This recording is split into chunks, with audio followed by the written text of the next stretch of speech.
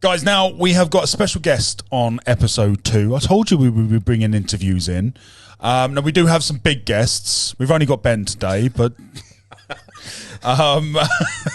was that too far? Rude. Ben, I'm sorry. I didn't mean to belittle you like that. I'm not a celebrity, so... Not yet. No. You are in our world. You are in our eyes. You're my celebrity. Now, Ben, tell everyone at home who you are, what you do for a living. So, into the microphone, please. Yeah, it's important you speak into a microphone. You can make it bigger, Ben. Just got to be nice to it.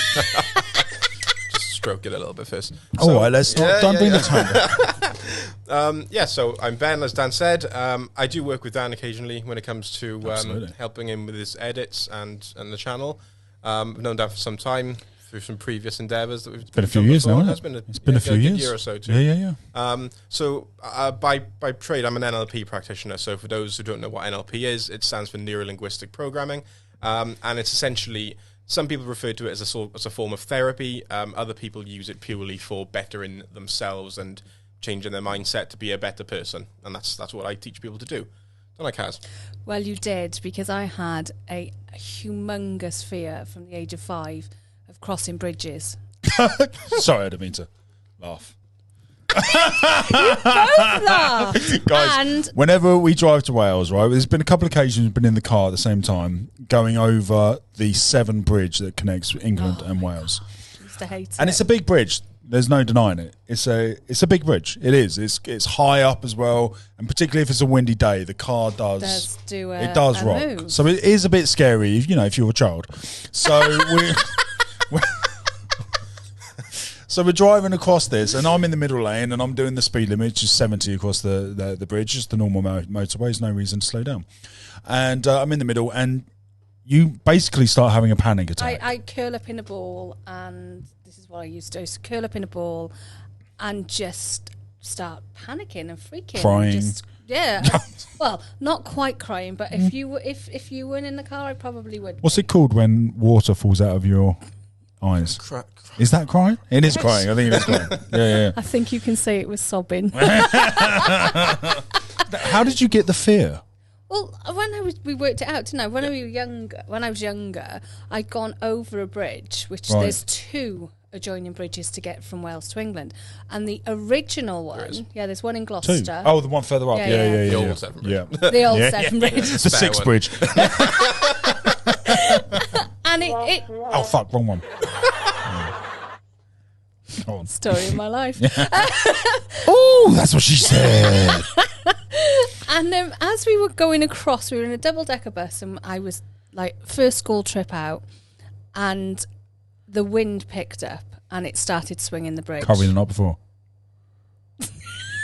Will you stop it? And from that moment on, I literally used to curl up in a ball. I think I'd driven over the bridge once in my adult lifetime as a driver before I came to work for you. Wow. And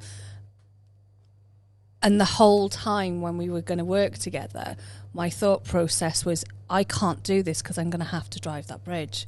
I don't know if I can get there, and it was really bad. Every time she'd come over, she'd be calling me on the bridge so that she didn't pass out, crash. Yeah. Because it got to the point where I actually lost feeling in my legs going over the bridge, where I was that petrified and holding onto the steering wheel that I felt like headed, and it was getting really dangerous. It was dangerous, yeah.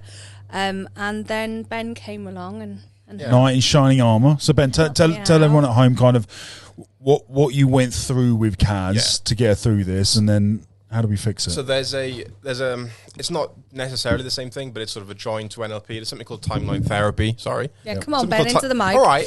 There's something called timeline therapy. You've got to edit it, and mate. The way that it works is that you use your unconscious mind in a sort of active way to find the source memory, which for you, as you say, was when you were 5 or 6 years old driving over a bridge on a school bus, and your unconscious mind just learns that, and it makes an immediate sort of learning whereby if I go over a bridge, I could die. Yeah. And that's it. And that's literally how it was. Yeah. And the way that it works is it will do everything in its power to make you as a person not go near bridges because it wants to keep you alive. Yeah. That's what your unconscious is there to do.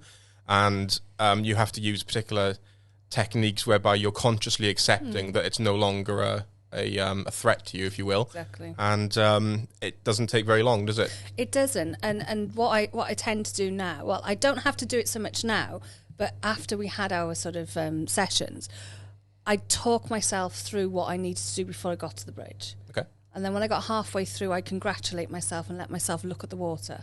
Yeah. Well done, Kaz.